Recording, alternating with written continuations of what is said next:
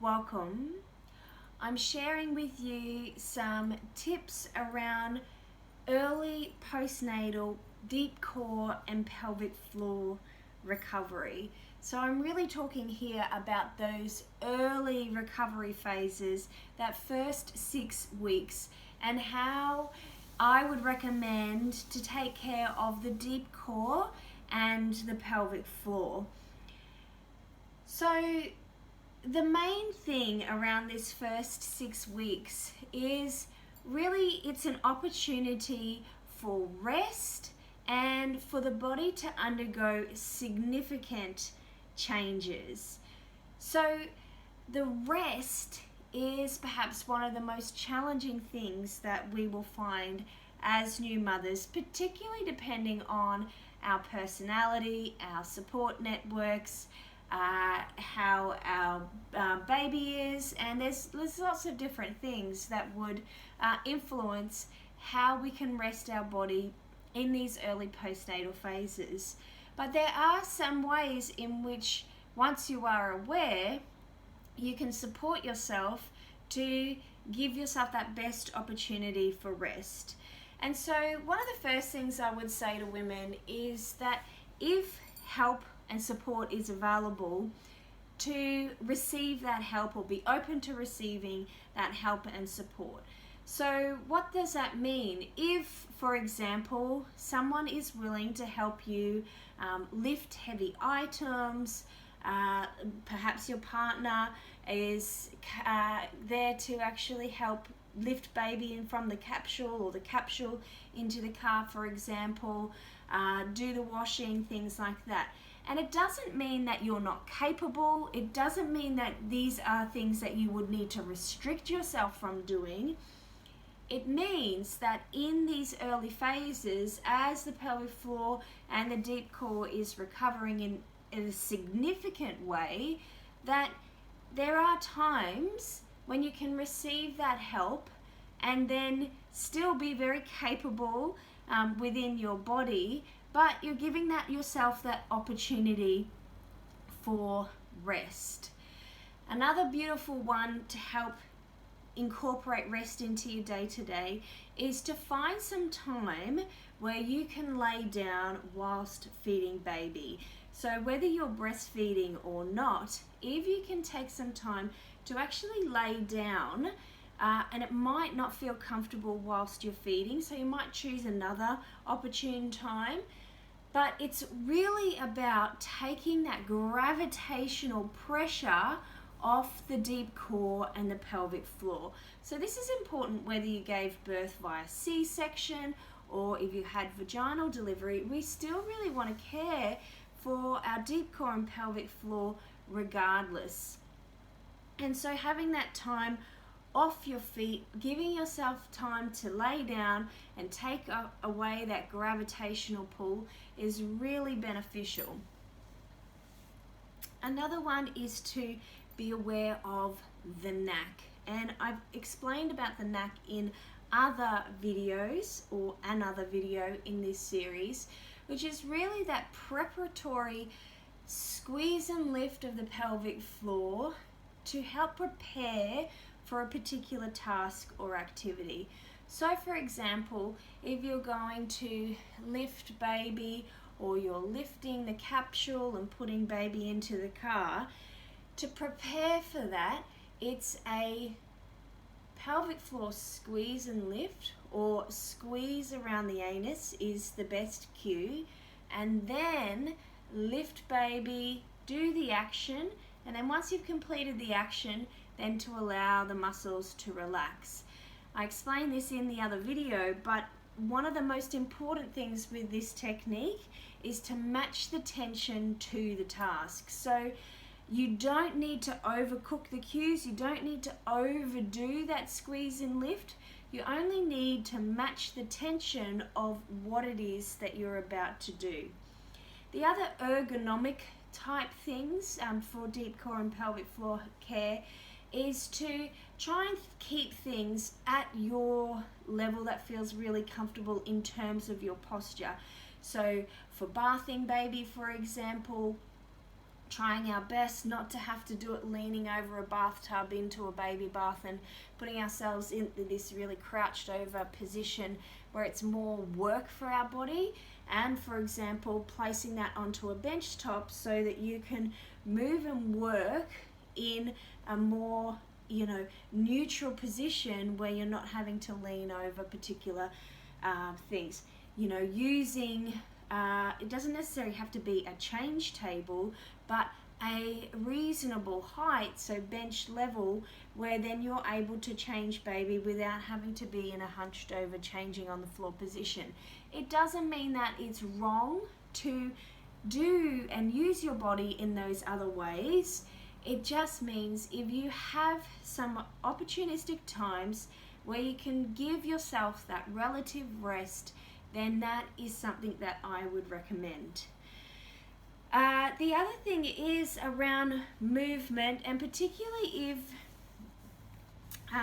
you have a diastasis, so every woman will have some abdominal separation of some degree, whether it's one finger, two finger, and it's not something that you need to be overly concerned about. And again, you're capable, strong, and resilient in your body. But to help to manage that and take off a little bit of load from that linea alba, that connective tissue that runs down through the center between the rectus muscles, is to be mindful how you move in and out of bed. And this is particularly helpful too for women who have had C-sections. So often, when we're getting in and out of bed, our normal way to do it is just to pull up through here and get out of bed. But to help with either C-section incision site or that pressure through the linea alba, what we like to do then is to roll onto the side, push up, and then flip the legs over the bed and get up in that way. So it's just a more mindful way of moving your body. And again, you can move in other ways. This is just some tips to actually help restore and protect the deep core and pelvic floor. So in terms of pelvic floor exercises, I talk about that more in a separate video. And then the other one to talk about is that abdominal separation and how do we manage that. So the way to assess for rectus muscle separation and that separation at the linea alba is to actually have, if someone else can do this for you, you have a practitioner, a midwife, or even just your partner, we're actually assessing from or feeling from the sternum right at the top all the way to the pubic bone at the bottom. And there can be abdominal separation across the anywhere across that length. Now, it's normal to have this separation because our muscles do need to stretch and the linea alba does need to separate somewhat so that there's room for baby to grow. One finger or a two finger separation, we know that that won't require a necessary rehabilitation program, a focused effort to improve generally. But for a three finger separation or more, there is some exercises that would be beneficial. And so how do we check for this separation at the linea alba? It's done in a supine position, and so laying on your back. Most accurately, it's said to do it in complete supine with the legs straight out, but sometimes you can do it with the knees bent. That's fine. And so in this supine position,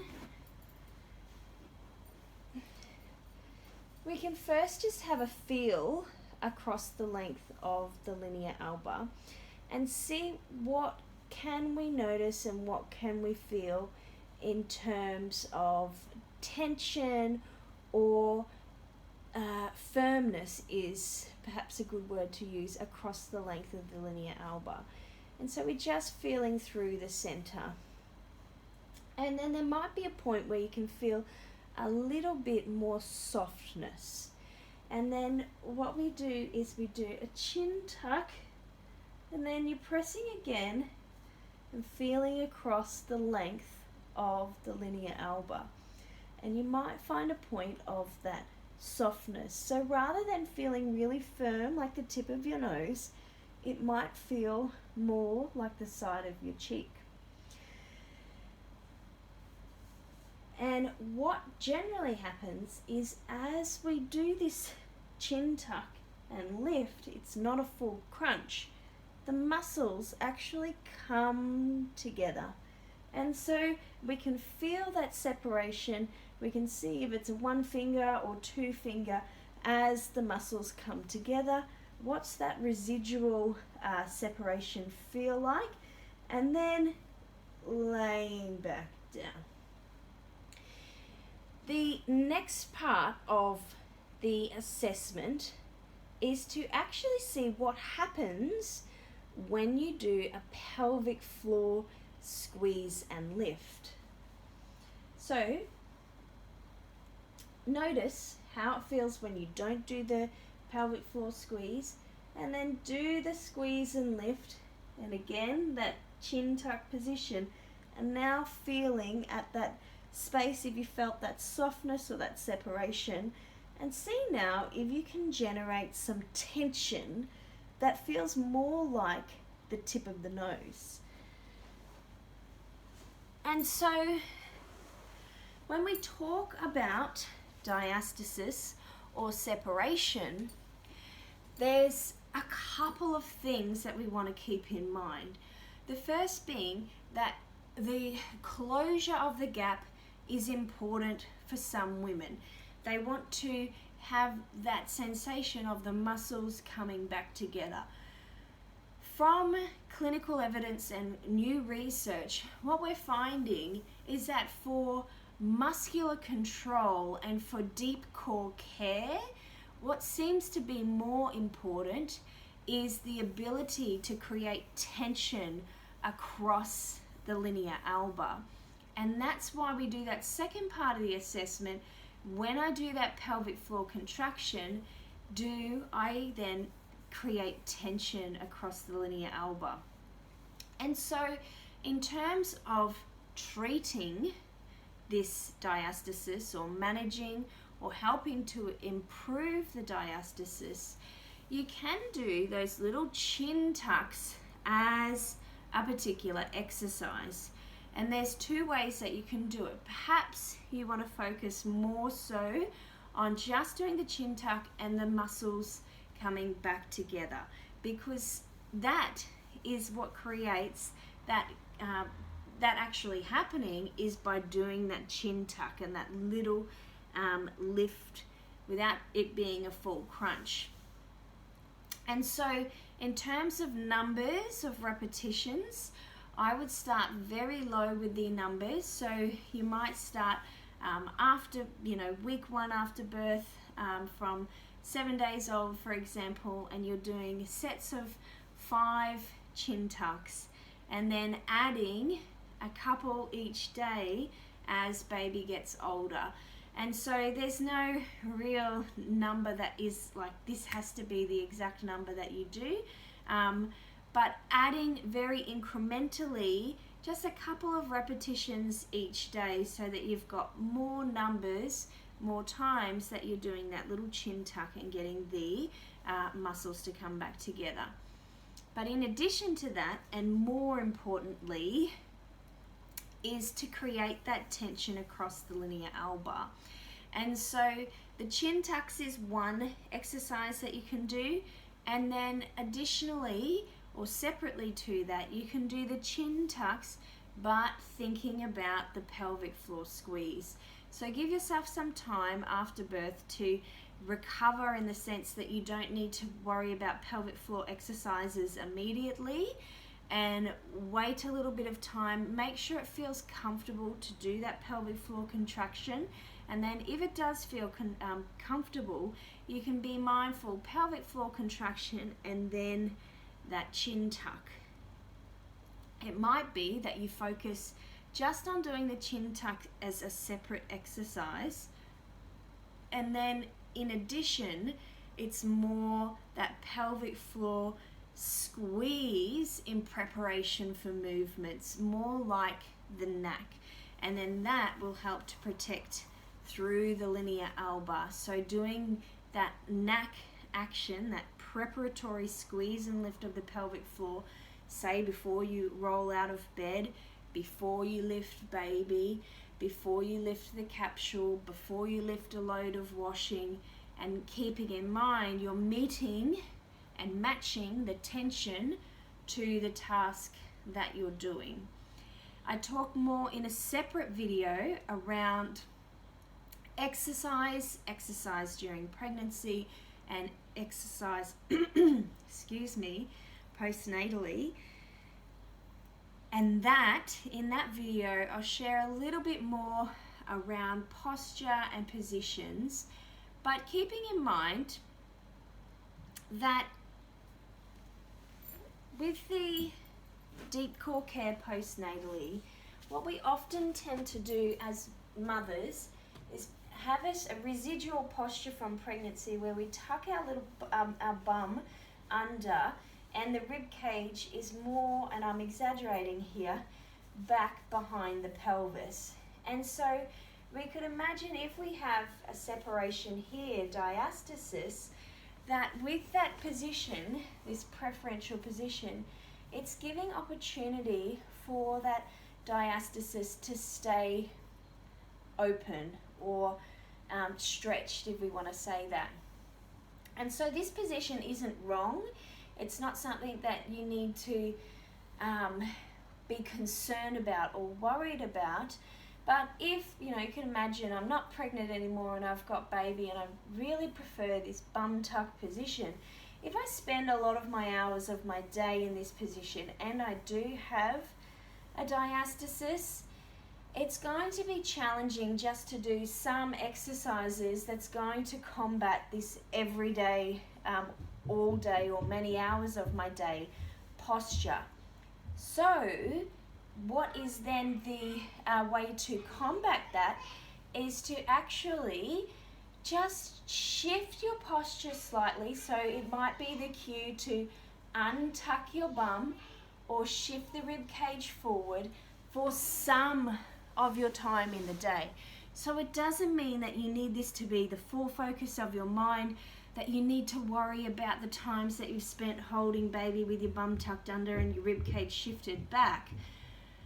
What I offer you is that maybe you take some time then to be a bit more mindful of your posture, to think about untuck my bum, shift my rib cage forward a little. And so that takes away that pressure and takes away the stretch of that linea alba stretch of the diastasis. So this is really a few tips that I give my women who come to see me, or particularly during the pregnancy phase, wanting that early recovery tips, and then take the pieces that feel resonant for you, knowing that rest and body reconnection, so using some of the other practices in this series, are really the main things that will help you to protect and help to restore the deep core and pelvic floor. If some of these, in early postnatal phases, as you're having those sleepless nights, you're getting to know your baby and all of those sorts of things, this doesn't need to be priority stuff that takes up and consumes mind power and actually makes you feel anxious or cautious to move your body or concerned, because we can certainly go in the opposite direction when we share this stuff with women, to them feeling like they're not capable or resilient in their body. This is more about having a mindful awareness, knowing that your body has been through huge transformation and change, but at the same time, we are designed to move through this transformation and change, and our bodies are designed for this. So we aren't broken. We're not something to then fix postnatally. It means that we are caring for ourselves and nourishing ourselves.